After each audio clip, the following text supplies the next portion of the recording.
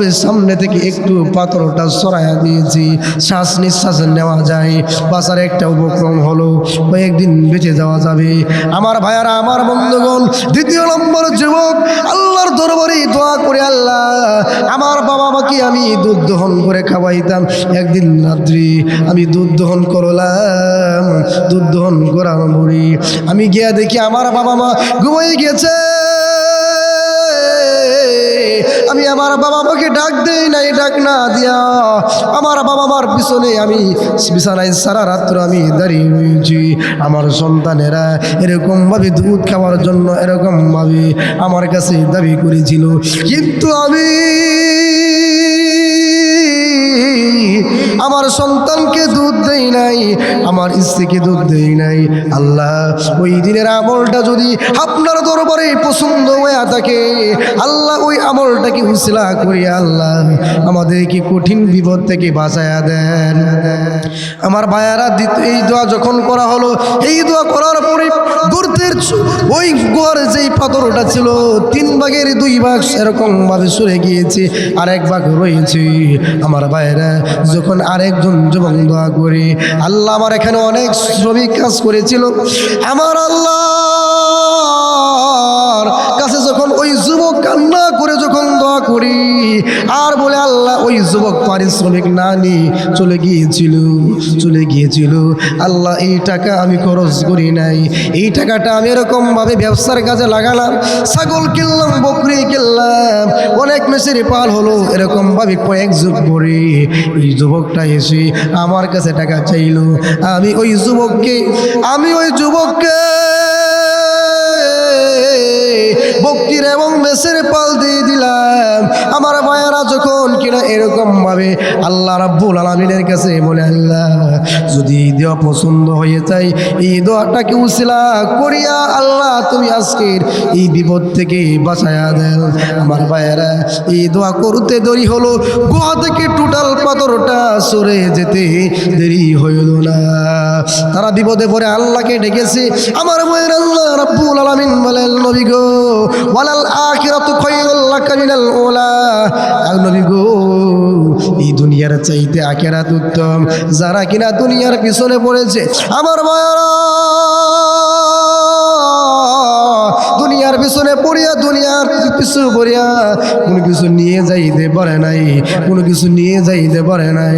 এজন্য আল্লাহ বলেন, আখিরাতকে চিনো, আখিরাতের আমল করো, আল্লাহ রাব্বুল আলামিন তোমাদেরকে ক্ষমা করে দিবেন। আমার ভাইয়েরা, আল্লাহ নবী বিশ্ব নবী রাহমাতুল লিল আলামিন কি আল্লাহ রাব্বুল আলামিন জানায়া দিয়েছেন, মুহাম্মদ আপনি সবাইকে বলেন, আপনি সবাইকে জানায়া দেন, আমি আল্লাহ রাব্বুল আলামিন মানুষদেরকে পাঠিয়েছি। এমনি আমি পাঠাই নাই, এমনি আমি পাঠাই নাই, এমনি আমি আল্লাহ রাব্বুল আলামিন পাঠাই নাই। আল্লাহ বলেন, ওয়া মা খালাকাতুল জিন্না ওয়াল ইনসা ইল্লা লিয়াবুদুন। আল্লাহ রাব্বুল আলামিন বলেন, জিন এবং মানব জাতিকে আমি আল্লাহ রাব্বুল আলামিন পরীক্ষা করার জন্য পাঠিয়েছি। আমার ভাইয়েরা, কাল কিয়ামতের ময়দানে আল্লাহ রাব্বুল আলামিন এই পৃথিবীর হিসাব আমাদেরকে ডাক দিয়ে নেবেন। আমার ভাইয়েরা, কাল কিয়ামতের কঠিন ময়দানে কি করো না করো রে আমার ভাইয়েরা, একজন ইমানদার, একজন দুর্বল ইমানদার, একজন কাফেরের ভিতরে আল্লাহ রাব্বুল আলামিন এমন পার্থক্য রাখবেন, দুর্বল ইমানদার যে হবে তাকে আল্লাহ অল্প সাজা দেয়া জান্নাতের ভিতরে দিবেন, আর কাফেরদেরকে চিরস্থায়ী জাহান্নামে দেয়া দিবেন। কাল কিয়ামতের কঠিন ময়দানে আল্লাহ রাব্বুল আলামিন বলবেন, বান্দারে যা একটা নেকি নিয়ে আসো, তুমি যদি একটা নেকি নিয়ে আসতে পারো, আমি আল্লাহ রাব্বুল আলামিন আজকের এই কিয়ামতের ময়দানে তোমাদেরকে নাজাত দেয়া দিব।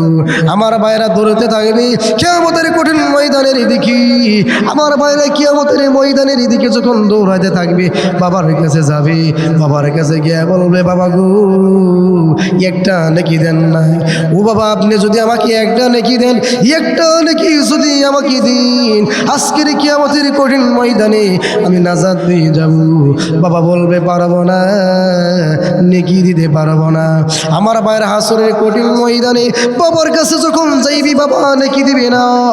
মায়ের কাছে গিয়ে বলবে, মা তুমি আমার জন্য জীবনও দেওয়ার জন্য প্রস্তুত ছিলে, ও মা গো একটা নেকি দেও না। ও মা, তুমি যদি আমাকে একটা নেকি দাও, তুমি যদি আমাকে একটা নেকি দিয়ে দিতে পারো, কাল কিয়ামতের কঠিন ময়দানে, আজকে কিয়ামতের কঠিন ময়দানে আমার আল্লাহ নাজাত দিয়ে দিবি। মা বলবে, আমার দুনিয়ার জমিনে কোনো বিয়েই হয় নাই। আমার ভাইয়েরা এরকমভাবে সন্তানের কাছে যাইবি, সন্তানের কাছে যাওয়ার পরে সন্তান একটা নেকিও দিবে না, এরকমভাবে আল্লাহ রাব্বুল আলামিনের কাছে হতাশ হয়ে যাবি। আল্লাহ আমারে কেউ নেকি দেয় না। যখন ওই লোকটাকে পেরেশানিতে দেখবি, একজন লোকের জাহান্নামে যাওয়ার ফয়সালা হয়ে গিয়েছি, বলবে, ভাই রে তুমি জাহান্নামে যাবে, এই জন্য কি তোমার চিন্তা? আমি তো অলরেডি জাহান্নামে চলে গিয়েছি। আমার বলল, আমার ভিতরে একটা নেকি আছে, এই একটা নেকি তোমাকে দিয়ে দিলাম, এই একটা নেকি লইয়া তুমি জান্নাতের ভিতরে প্রবেশ করো। আমার ভাইয়েরা, ওই লোকটা যখন ওই নেকিটা যখন আল্লাহকে দেখাইবি, ওই লোকটার নেকি দেখি আমার আল্লাহ রাব্বুল আলামিন বলবে, তোমার কে নেকিটা দিয়েছে? এমনিতেই বলবে, আল্লাহ অমুক বান্দা আমাকে নেকিটা দিয়েছি। আমার ভাইয়েরা যখন কিনা এই কথা বলবে, এই কথা বলার পরে আমার ভাইয়েরা এমনিতে আমার আল্লাহ রাব্বুল আলামিন বলবেন, ওই লোকটাকে আমার সামনে হাজির করাও। আমার ভাইয়েরা ওই লোকটাকে যখন হাজির করানো হবে, হাজির করানোর পরে আমার ভাইয়েরা আল্লাহ রাব্বুল আলামিন বলবেন, তুমি তো জানো তোমার জন্য জাহান্নামের ফয়সালা হয়ে গিয়েছে, এরপরে কেন তুমি এরকম ভাবে এই লোকটাকে নাকি তুমি কেন দিয়ে দিয়েছো? আমার ভাইয়েরা ওই দুর্বল ইমানদার বলবে, হে আল্লাহ, আমি জানি আমি জাহান্নামে চলে যাব, আমার এই লোক, আমার এই ভাইটা জাহান্নামের ভিতরে চলে যাবে, এটা আমি সহ্য করতে পারবো না, এই জন্য আমি এই নেকিটা দিয়ে দিয়েছি। আল্লাহ তুমি এই লোকটাকে ক্ষমা করে দাও। এমনিতে আমার আল্লাহ রাব্বুল আলামিন বলবে, ওরে বান্দারে, আমি আল্লাহ তোরেও জান্নাত দিয়ে দিলাম। যাই হোক, আল্লাহ তাআলার দয়া মায়া ছাড়া কোনো উপায় নাই। আল্লাহ দয়া করছেন বিদায় আমরা এখনো সুন্দরভাবে কথা বলতে পারতেছি। আল্লাহ দয়া না করলে আমাদের কোনো উপায় থাকতো না। যাই হোক, আল্লাহ তাআলা এই কথাগুলোর উপর আমল করা তৌফিক দান করুন।